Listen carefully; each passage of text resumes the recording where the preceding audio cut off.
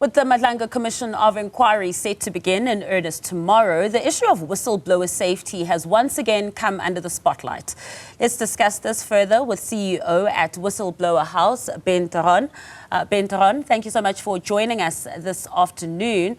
Now, as we know, South Africa has seen whistleblowers like Babita Deokaran and others murdered or threatened or exiled.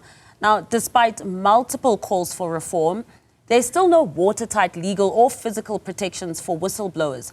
What are you hoping the Madlanga Commission will do in efforts to assist in this? If you don't mind, we need to take a step back to the Zondo Commission. Yeah. And the Zondo Commission initially thought they're going to be for 3 months. This commission, I suspect, is going to go very deep. Initially, they will think that they can interview General Mkunazi and then 10 days, maybe a month, and then they've got 3 months to do. I don't think that's a reality.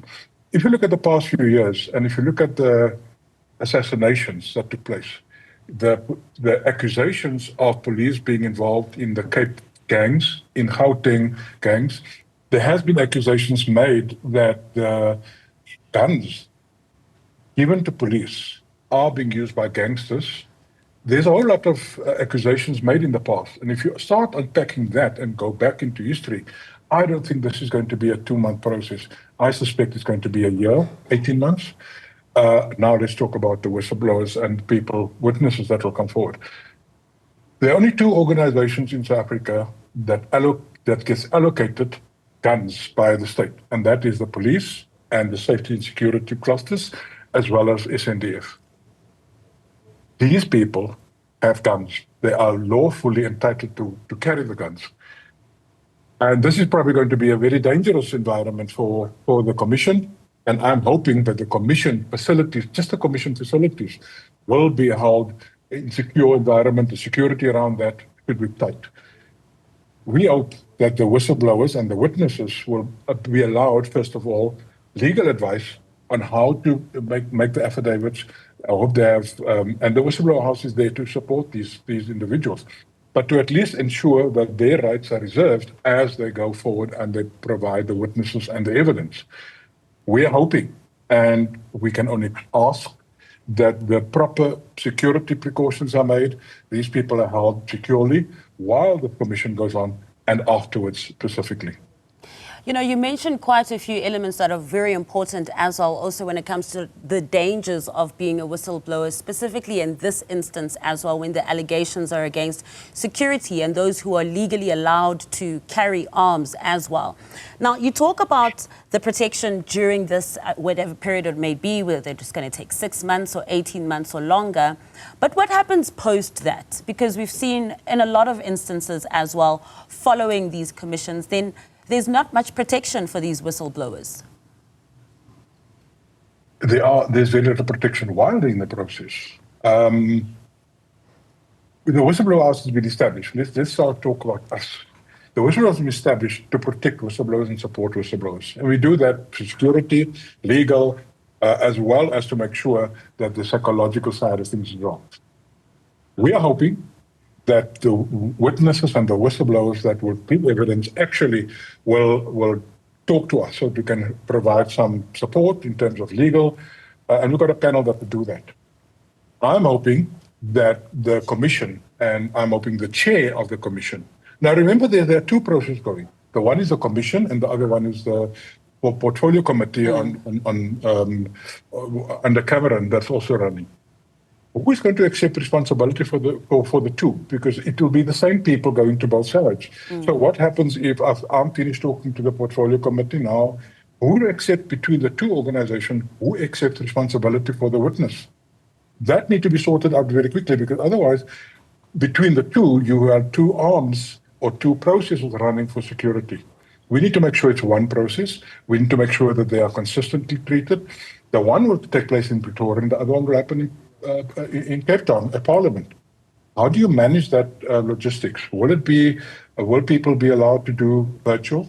Will their physical security be assured? Those are things that need attention, and I don't have access to that, so I wouldn't know what the details are.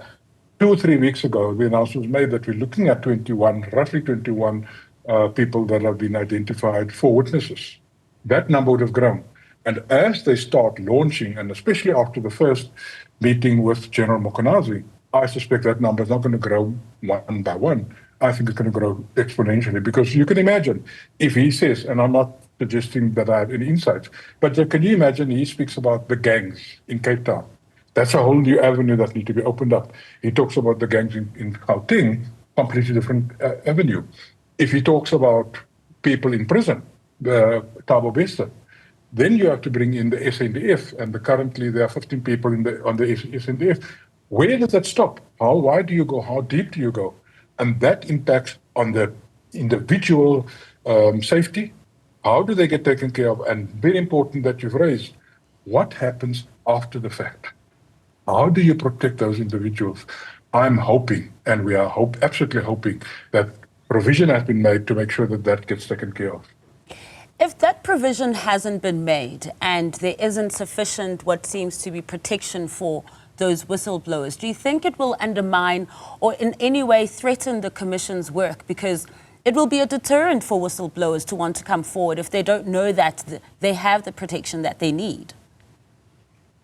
Absolutely. Can you imagine in week one, somebody gets attacked? Doesn't matter what the effect of it is, just the attack alone. Everybody else will then say, I'm not interested. And although the Commission and the Portfolio Committee may have subpoena powers, I will fight. If I was a witness and something happened to a witness previously, I will fight that subpoena with limb and unbelievable fight, because my life will be in danger. So I will fight it. And it's important that guarantees get analyzed, that the situation get analyzed, and then some kind of guarantee should be given to the witness that says, we will X, Y, and Z, A, B, and C, make sure that at least your safety is taken care of. We need to talk about the legislation. The President has promised in this year that the legislation will be passed. There is the talk about Office of Public Integrity. That needs to be established as well. Whatever the process is that they want to follow, it need to happen very quickly. We cannot wait any further. People died, and they will continue to die unless swift action and decisive action is taken and implemented. And just quickly before I let you go, we talk about the legislation as well. It's also quite outdated. It's quite limited. But the other thing that's threatened is whistleblowers' livelihoods. Many whistleblowers are left without jobs, healthcare, or legal aid, effectively punishing them for doing the right thing.